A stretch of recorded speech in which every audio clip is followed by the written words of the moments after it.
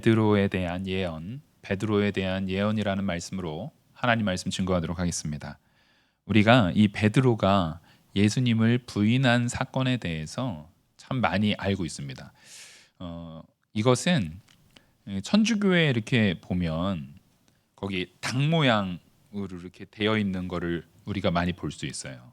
그 스펠링으로 라틴어로 이렇게 되어 있고 이게 세워지면서 닭이 이렇게 딱 세워져 있는 그런 형태의 그 첨탑을 종종 볼 수 있는데 그게 바로 이제 베드로의 그 불순종에 대한 부분, 베드로의 닭이다라고 해서 그걸 상징하는 표시이거든요.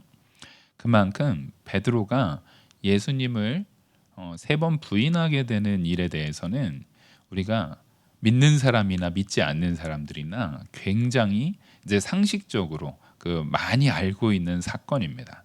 근데 이 사건 가운데 우리가 진짜 붙들어야 되는 것은 이 모든 것을 첫째로는 하나님께서 뜻하신 대로 다 이루어졌다는 것과 그것을 하나님께서 이루심에 있어서 실패가 아닌, 하나님도 실패가 아니시고 그 말씀대로 주장당하는 우리 성도도 실패되지 않는 하나님의 은혜 가운데 우리를 이끄신다라는 겁니다.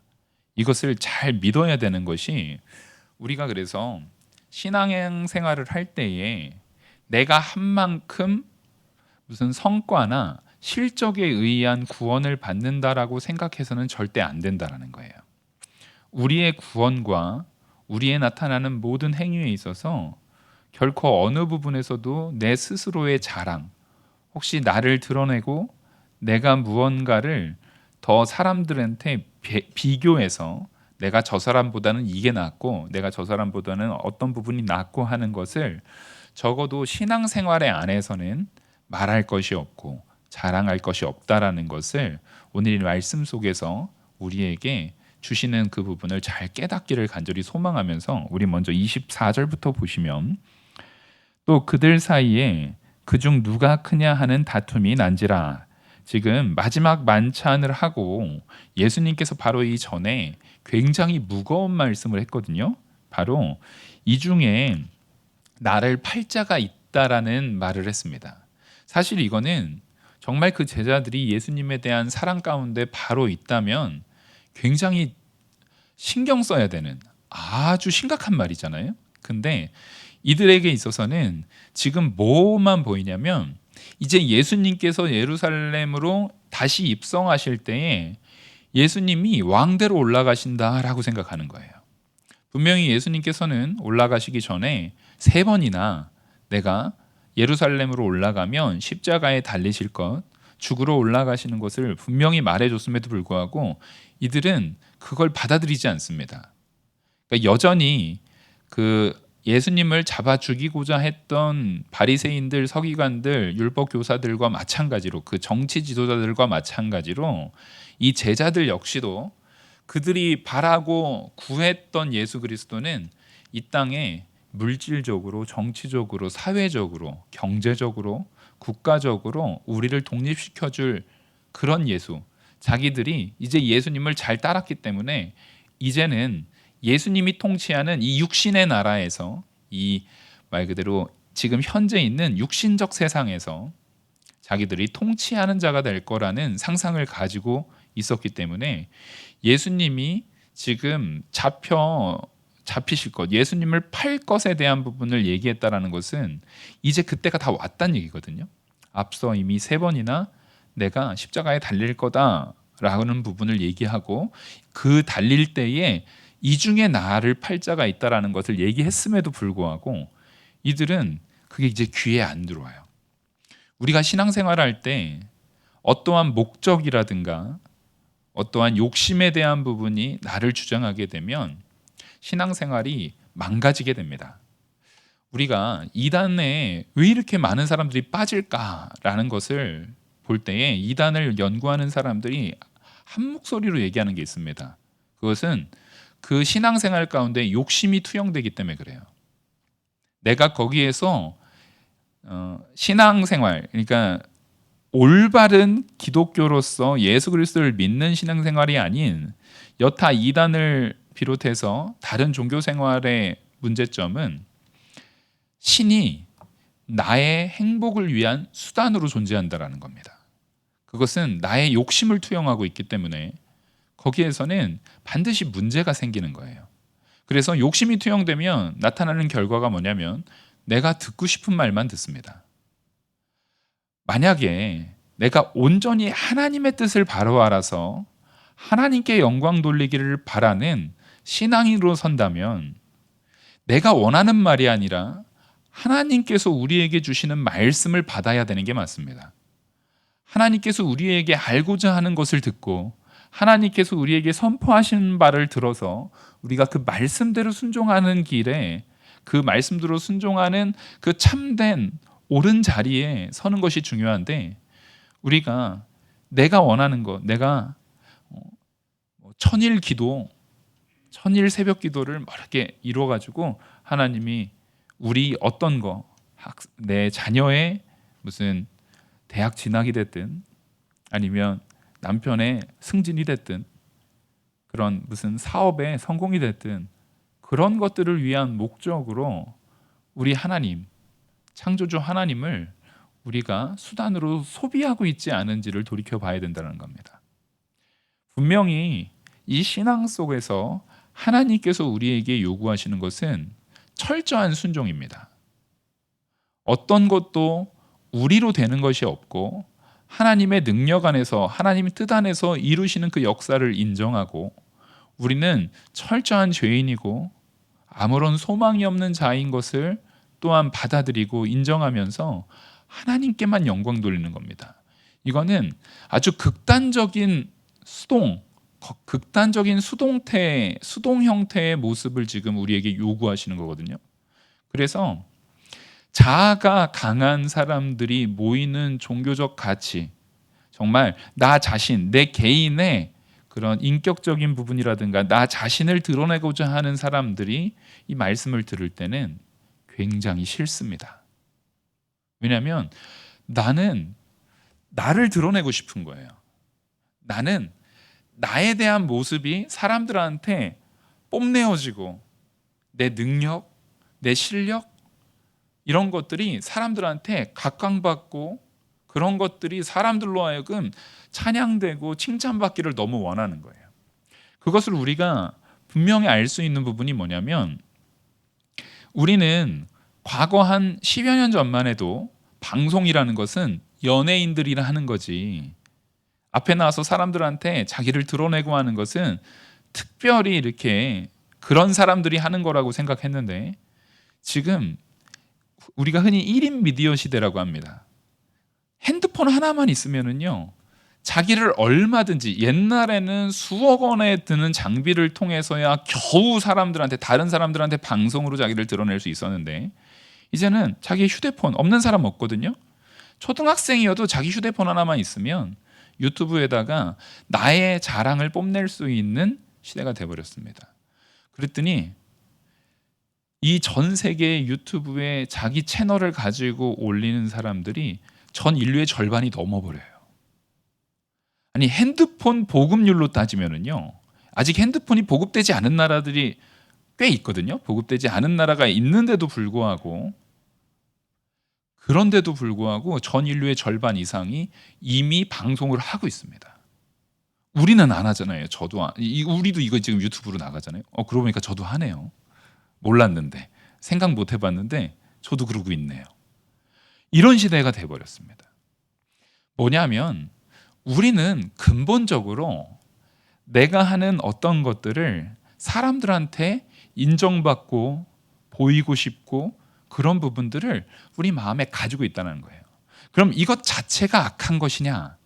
아니요, 그것 자체는 선이다 악이다를 규정하지 않습니다. 단지 거기에서 나타나는 가치가 하나님의 영광을 위한 것이냐 나의 이익을 위한 것이냐가 어떤 부분에 더 큰 무게를 두느냐에 따라서 우리 자신을 돌이켜 봐야 된다는 겁니다. 우리가 신앙생활할 때도 그래요. 교회에서 섬기는 일에 있어서도 그것이 하나님께 영광 돌리는 일의 섬김이면 우리가 시험 들 일이 없습니다.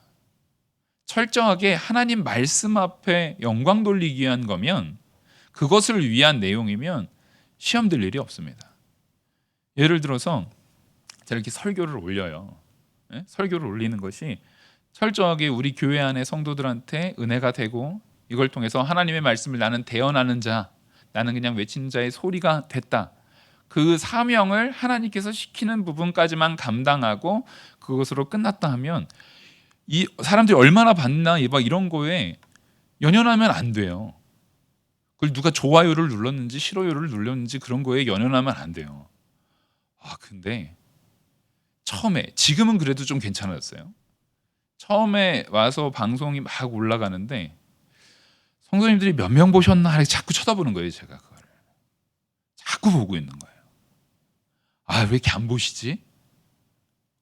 설교가 안 좋았나? 막 이런 생각하는 거예요.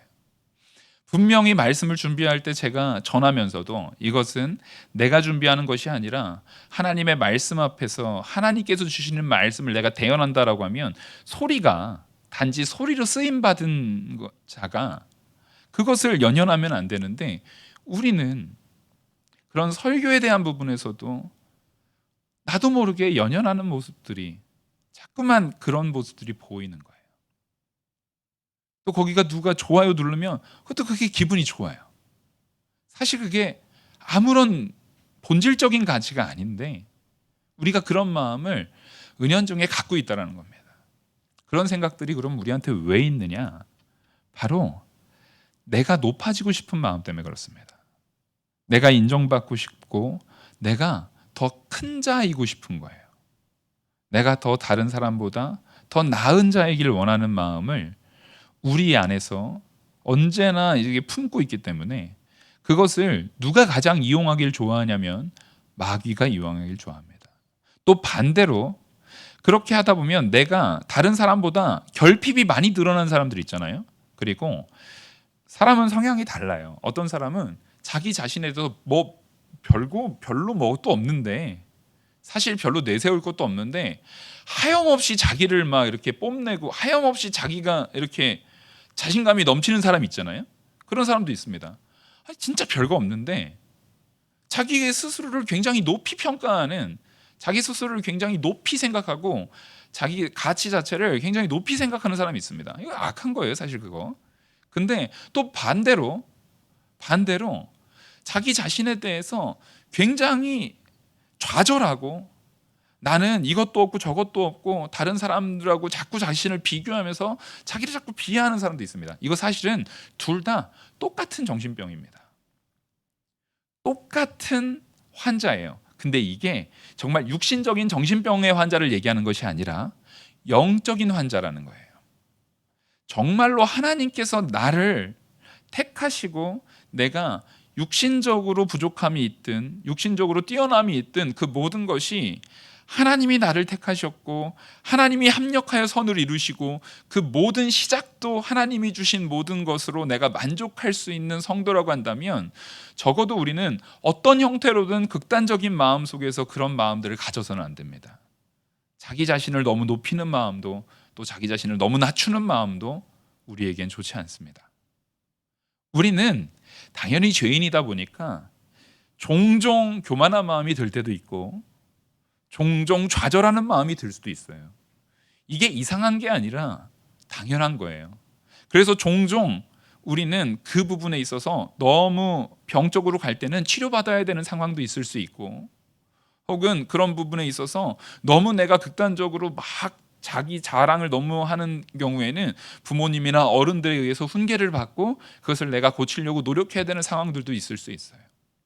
그런데 오늘 말씀 속에서 우리가 분명히 붙들어야 되는 것은, 이 모든 것들을 하나님께서 이미 하나님 뜻 안에서 이끌어서 주장하신다라는 것을 믿으면, 하나님께서 우리의 길을 이미 예비하셨고 이끄신다라는 것을 믿으면, 그 하나님께서 이끄시는 길의 내용이 내가 원하는 바와는 다르다 할지라도 우리는 어떻게 해야 됩니까? 그 말씀 그대로 믿고 따를 마음의 준비가 되어 있어야 됩니다. 바로 이 제자들이 그 준비가 안 된 거예요. 분명히 하나님께서는 그들에게 말합니다. 예수님께서는 그들에게 오늘 말씀하시기 전부터 계속 무슨 모습을 보여주셨습니까? 섬기는 자의 모습을 보여주셨어요. 병자를 고칠 때도 며칠 밤을 세워가면서 자신의 몸을 아끼지 않고 병자를 고치는 모습을 보여줬습니다. 오병이의 기적을 행할 때도 정말 감당하기 힘든 일이지만 그 사람들이 굶주리는 것을 안타깝게 여기시면서 섬기는 모습을 보여주셨습니다. 더 나아가서는 사마리아 여인, 굳이 이스라엘 사람들이 싫어하는 그곳까지도 직접 그 여인 한 명을 위해서 그쪽으로 가는 모습, 혹은 혈루병 든 여인 같은 경우 정말 사람들이 만지면은 부정하다라고 말하는 사람에 대한 부분도 다 이미 아시고 그들에 대한 치유, 그리고 나병 환자들에 대한 치유, 이런 것들을 예수님께서는 직접 보이시면서 모든 역사 속에서 예수님께서 이 땅에 오신 것은 다른 사람들을 섬기고 다른 사람들을 고치고 병자를 위해서, 죄인을 위해서 왔다라는 모습을 지금 분명히 보여주셨다는 겁니다. 그럼에도 불구하고 제자들은 서로 누가 크냐 하고 지금 다투고 있는 거예요. 그때 예수님께서 다시 한번 분명하게 말씀해 주십니다. 25절 보시면 예수께서 이르시되 이방인의 임금들은 그들을 주관하여 그 집권자들을 은인이라 칭함을 받으나, 이게 무슨 얘기냐면요, 이방인의 임금들은 그들을 주관하며, 그러니까 임금들은 이방인에서 왕이다. 지금 이 제자들이 예수님을 왕으로 생각하고 왕이 되면 우리가 얼마나 커질까를 지금 생각하고 있거든요. 적어도 예수님이 이 이스라엘 땅 안에서 어떠한 통치 권력, 그게 왕이 됐든 어떤 것이 됐든 이 땅에서의 통치 권력을 지금 장악하기를 원하고 있는 거예요. 근데 예수님께서는 그 왕들, 임금들은 그 백성들을 주관한다라는 걸 너무나 당연한 얘기를 하고 있는 겁니다. 뿐만 아니라 집권자들은 다른 사람들로 하여금 존경받고 세금 받고 사람들한테 이런 큰 권위를 부여받으면서 그것에 대한 일종의 베푸는 모습으로 사람들한테 자기 영지에서 농사를 짓게 한다거나 이런 부분들을 사실은 자기가 더 누리고 이 사람들을 그 안에서 통치하기 위한, 통제하기 위한 후견인. 그러니까 예를 들어서 제가 영지가 있어요. 그럼 영지에서 농사를 할 수 있도록 이 사람들한테 이 땅을 이렇게 주는 거예요. 주어서 일종의 세금을 받게 하는 거예요. 그러니까 이 사람들이 이 농사를 짓고 자기의 하인으로서 일을 하는 사람들한테 나는 지배자로서 그들을 지배하고 있는 모습 속에서 이 모든 세상에서 말하고 있는 권력자들의 형태를 너무나 당연한 형태를 보여주고 있는 겁니다. 예수님께서 그것을 다시 한번 그 제자들에게 말해주고 있는 거예요. 분명히 말하지만 이 땅 세상의 권력, 이 땅에서의 질서는 항상 이렇습니다. 지금 예수님 때도 그랬고 지금도 마찬가지입니다. 이후로도요, 예수님 재림하실 때까지는 이런 질서는 깨지지 않을 겁니다. 세상은 항상 그 질서 안에서 계속 나아갈 거예요. 근데 분명한 건 그것이 영원하지 않다라는 겁니다. 우리는 성도로서 그 영원하지 않음을 반드시 기억하셔야 합니다. 그래서 예수님이 재림하실 그날을 우리가 소망한다라는 것은 이 세상의 그런 원리가 깨어질 날이 있다라는 것을 마음에 준비하고 우리가 진짜 살아야 되는 영원한 천국을 준비하는 자들이 되어야 되는 거예요. 그래서 예수님께서는 제자들로 하여금 그것을 준비하도록 이 말씀을 주는 겁니다. 그래서 26절을 보시면 너희는 그렇지 않을지니, 바로 이게 되게 중요한 말씀입니다. 뭐냐면 이 세상의 원리는 분명히 있지만 적어도 성도는 그 원리에 따라서 살지 않아야 된다는 겁니다. 우리는 이 땅에 살면서 지금 세상에 속하여 살면서도 어느 나라의 법대로, 어느 나라의 법을 우선해서 살아야 되는 존재들이냐면 하나님 나라의 법을 우선해서 살아가야 되는 존재들입니다. 그래서 예수님께서 너희는 그렇지 않을지니 너희 중에 큰 자는 젊은 자와 같고, 여기서 젊은 자라는 것은 과거에 나이가 어린 젊은이다라고 말할 때 어린 자녀들을 얘기하는 거예요. 어린 자들에 대한 부분을 당시에는 사람의 계수에 서지 않았고 계수로서 이제 세지도 않았고 그들에겐 권한이 없다라는 의미에서 지금 젊은 자들을 표현하고 있는 겁니다. 뿐만 아니라 다스리는 자는 섬기는 자와 같을지니라. 지금 큰 자는 젊은 자와 같고 다스리는 자는 섬기는 자가 된다라는 겁니다. 이게 예수 그리스도께서 왕 되시는 그 나라, 영원한 천국에서 우리가 붙들어야 되는 법칙이라는 거예요.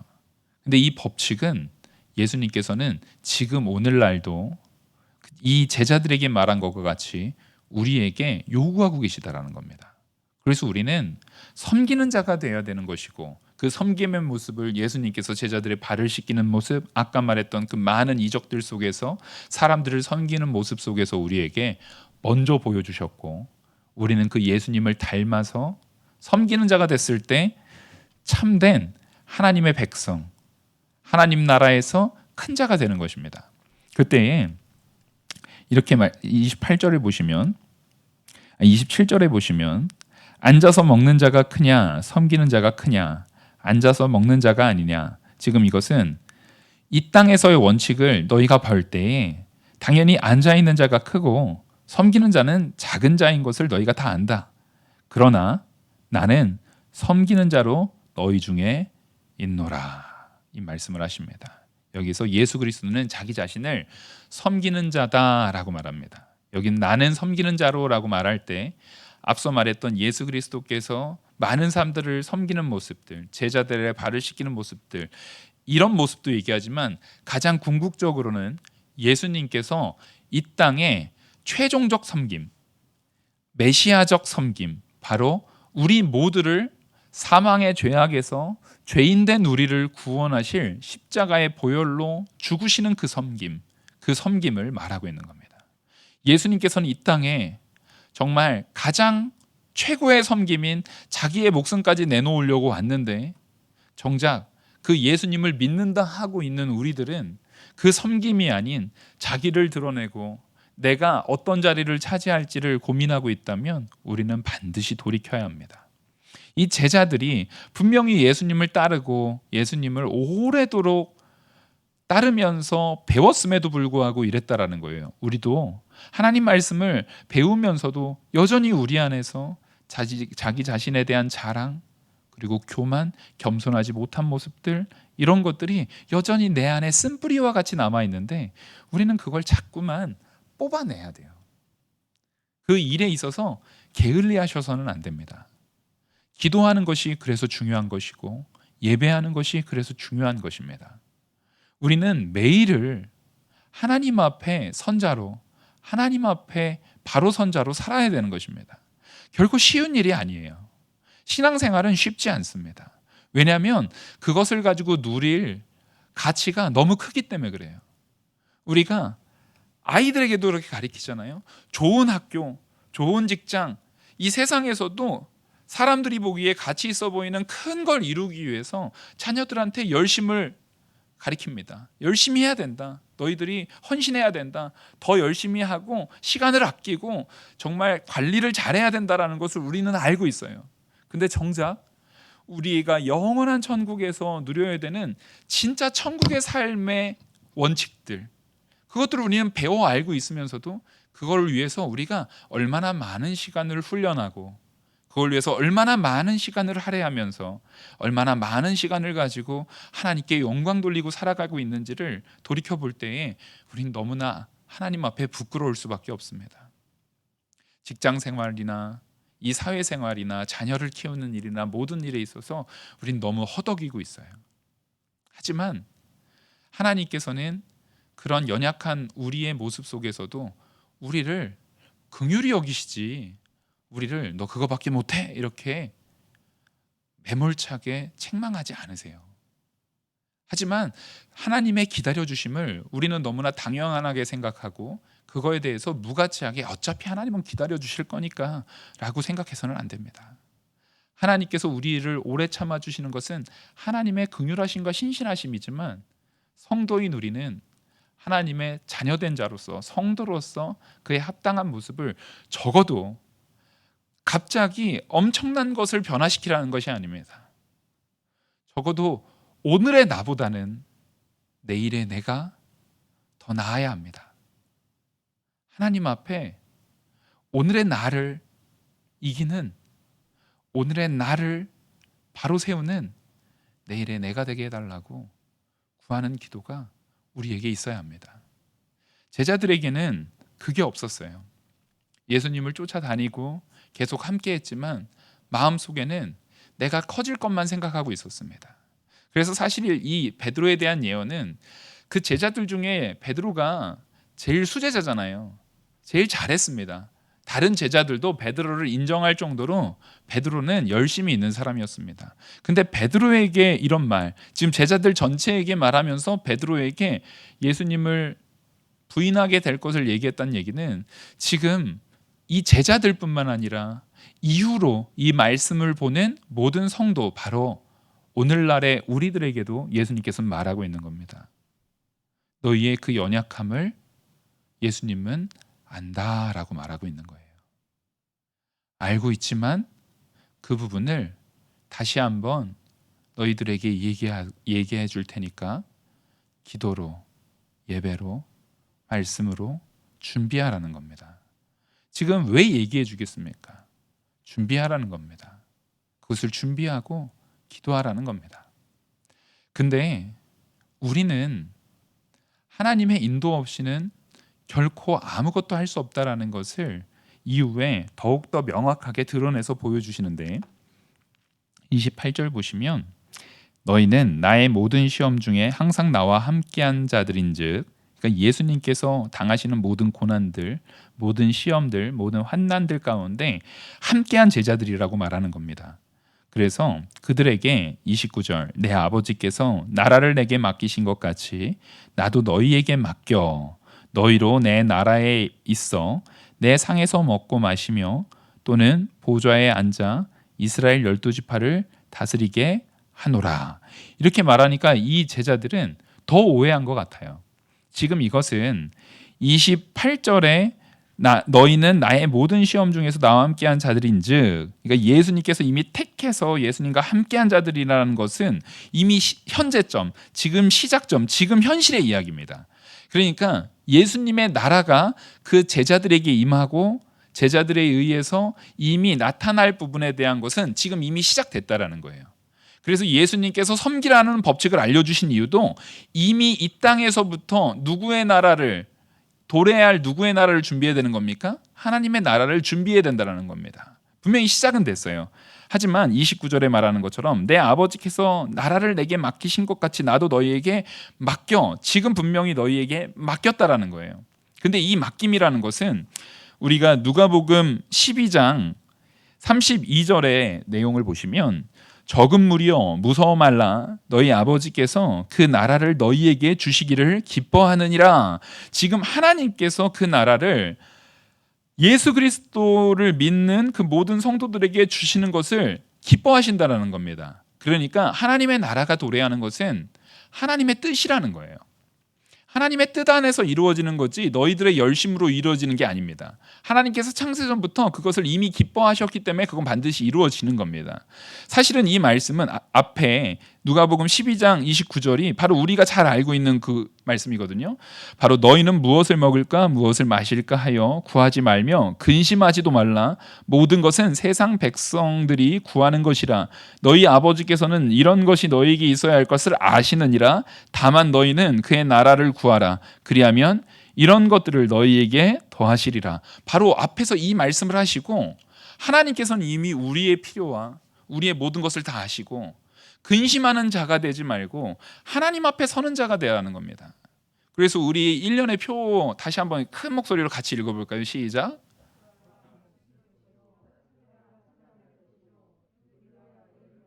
아멘. 예, 우리는 구하고 찾고 두드리는 자가 되는 거예요. 근데 이 구하고 찾고 두드리는 거는 철저하게 하나님 나라와 하나님의 뜻과 하나님의 말씀입니다. 올바른 것을 구해야 되는 거예요. 바로 된 것을 구하고 바로 된 것을 찾고 바로 된 것을 우리는 올바른 방향으로서의 문을 열어야 되는 겁니다. 그 문을 열기 위해서 하나님 앞에 두드릴 때 구하는 우리를 찾아와 주시는 것도 하나님이고 찾는 우리에게 그 찾는 마음가짐을 주시는 것도 하나님이고, 두드리는 우리에게 두드릴 능력을 주실 뿐만 아니라 열어주실 이도 하나님이라는 겁니다. 그래서 오늘 이 말씀은 우리한테, 지금 이들에게, 너희들한테 내가 이후에 이 모든 내 상에서 같이 먹고 마시는 그 보좌에 앉은 이스라엘의 12지파를 다스리게 하는 그 자리로서 너희들을 세울 건데, 바로 이것을 하나님께서 나에게 명령하셨고, 예수님께서는 그 명령 그대로 순종하셔서 이 땅에 오셔서 온전히 그들을 위해서 십자가에 못 박혀 죽으셨을 뿐만 아니라 다시 재림하실 때 이 모든 것을 완성하시겠다라고 말씀하시는 겁니다. 그러니까 지금 이 30절의 말씀은 예수님께서 다시 재림하신 이후에 우리가 누릴 세상입니다. 그래서 우리는 지금 오늘 우리를 보자고요. 제자들 말고 나를 보자고요. 아직 예수님 재림하지 않으셨죠?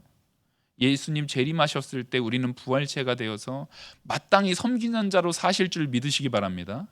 아멘. 우리는 그런 자가 돼요. 근데 그것은 언제부터 준비해야 되는 거예요? 지금부터 준비하는 겁니다.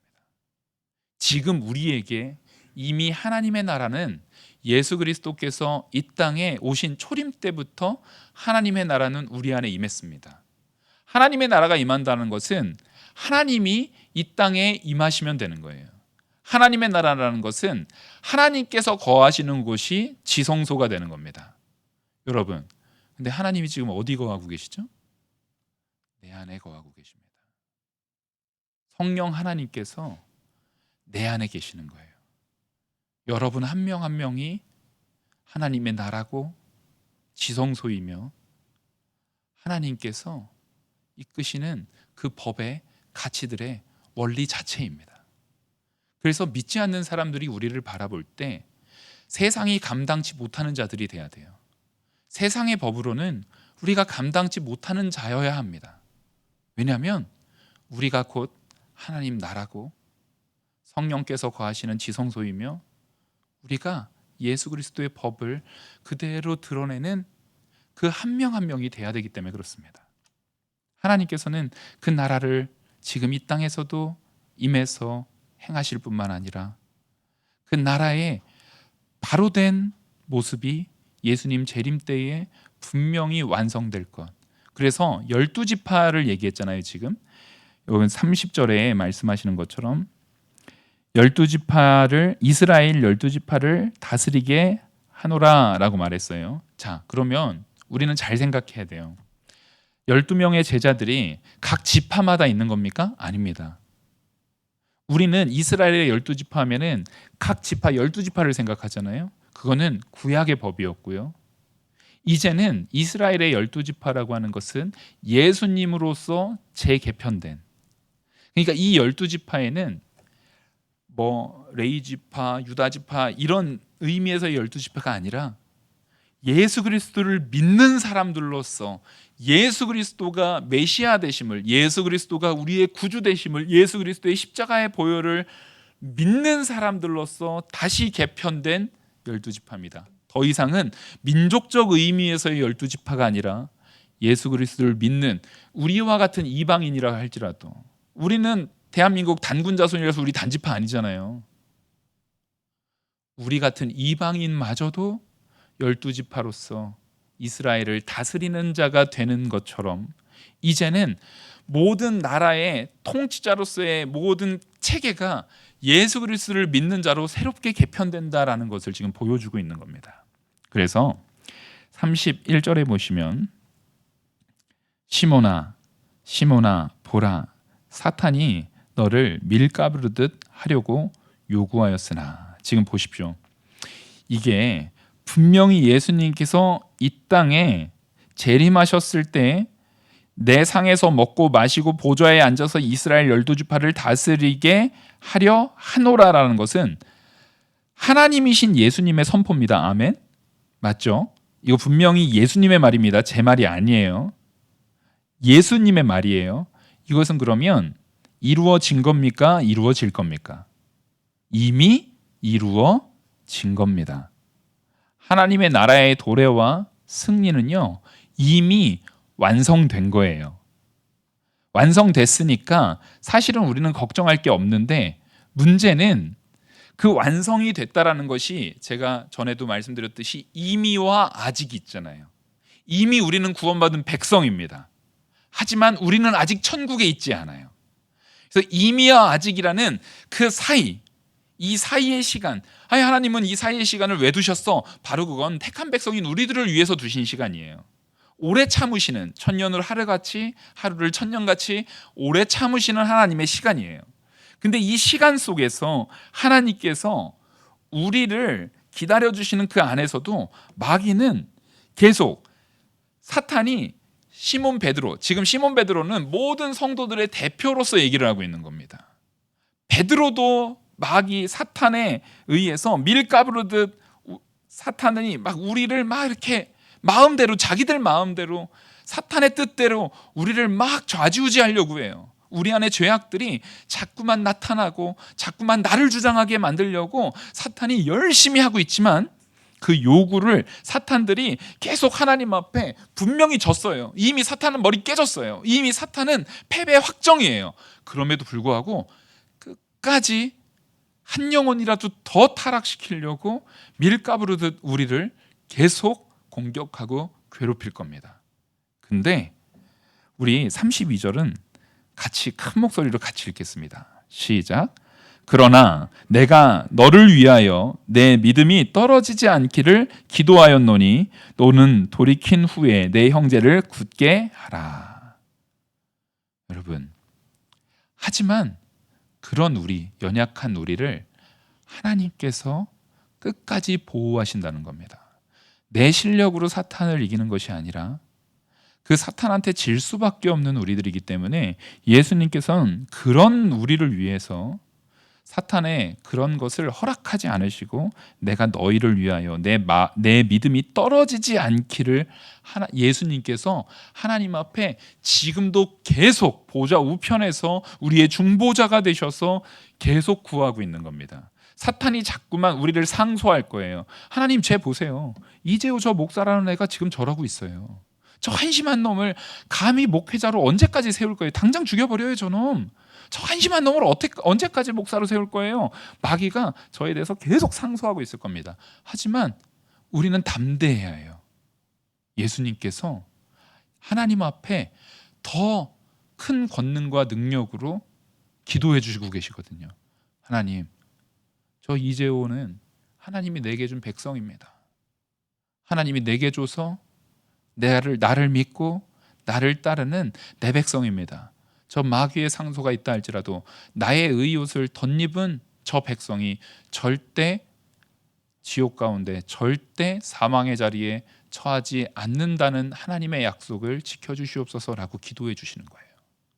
우린 그 놀라운 예수 그리스도의 중보기도의 수혜자들입니다.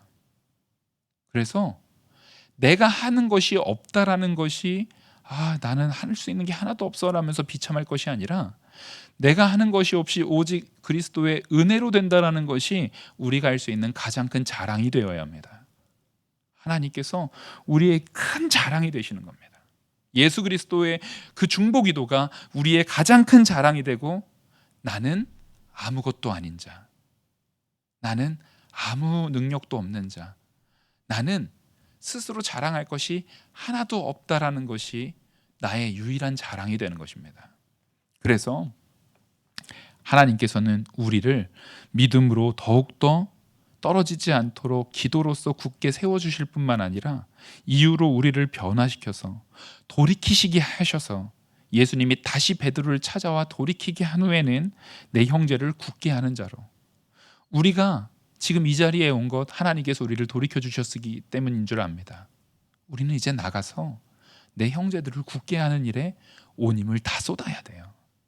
그 일을 위해서 내 시간을 드리고 내 열정을 드리고 내 힘을 드리고 내 돈을 드리는 그런 자들이 되어야 하는 겁니다. 그래서 마지막 33절부터 34절을 보시면, 그가 말하되 주여 내가 주와 함께 오게도 죽는데도 가기를 각오하였나이다. 이르시되 베드로야 내가 내게 말하노니 오늘 닭 울기 전에 내가 3번 나를 모른다고 부인하리라 하시니라. 우린 이 말씀을 잘 기억해야 돼요. 우리는 오늘 이 시간도 이 말씀 들을 때 베드로와 같이 내가 하나님 말씀 앞에 바로 설 거야. 내가 옥에 간다 할지라도, 내가 죽는다 할지라도 나는 하나님과 함께 하기를 각오할 거야. 이 각오하시는 우리 모두가 돼야겠습니다. 우린 분명히 이 각오가 있어야 돼요. 근데 여러분, 그 각오가 깨질 수 있습니다. 그 각오가 지켜지지 않을 수 있어요. 거기에 그 각오가 지켜지지 않았을 때, 그 각오를 내가 지키지 못하고 좌절했을 때, 분명히 마귀는 그 앞서 말했던 것처럼 밀 까부르듯이 우리를 계속 또 상소할 겁니다. 우리를 자꾸 공격할 거예요. 하지만 우리를 위해서 기도해 주시고 계시는 예수 그리스도께서 여전히 우리와 함께 계시다는 것, 우리의 각오로 그것이 이루어지는 것이 아니라 예수 그리스도의 능력으로 이루어진다는 것을 믿고 결코 시험에 빠지시지 마시기 바랍니다. 우리는 하나님이 붙들어 잡아주시고 절대 놓지 않으시는 성도예요. 그래서 예수님께서는 지금 이르되 베드로야 네가 말하노라, 내게 말하노라, 오늘 닭 울기 전에 내가 3번 나를 모른다고 부인하리라, 이 말씀을 하시면서도 지금 예수님께서 베드로를 경멸하는 눈과 한심한 눈으로 바라보고 있는 것이 아니라는 것을 반드시 기억해야 합니다. 너는 실패할 거야. 또 넘어질 거야. 또 좌절할 거야. 하지만 내가 너를 위해서 기도하고 내가 너를 붙들고 결국에는 영원한 천국에서 12지파와 그 온 백성을 다스리는 그 자리에, 함께 먹고 마시는 자리에 베드로에게 말했듯이 저와 여기 모인 우리 영화교회 모든 성도님들도 예수 그리스도와 함께 할 줄 믿으시길 간절히 소망합니다. 기도하시겠습니다. 은혜와 사랑이 많으신 하나님 아버지, 우리가 예수님의 이 놀라운 예언의 말씀과 그 약속을 믿어서 결코 좌절하지 않고 마귀의 상소에 의해서도 두려워하지 않고 오직 우리의 연약함으로 인해서 넘어지지 않고 오직 우리 주 예수 그리스도와 그 은혜, 그 십자가의 보혈, 바로 나를 붙드시는 예수님만 의지하여서 담대하게 아버지 앞에 나아가는 성도되게 이끌어 주시옵소서. 스스로를 자랑하지 않고 겸손하여서 오직 하나님께만 영광 돌리는 자들이 다 되기를 간절히 바라옵고 이 모든 말씀 살아계시는 우리 주 예수 그리스도의 이름으로 기도 올리옵나이다. 아멘.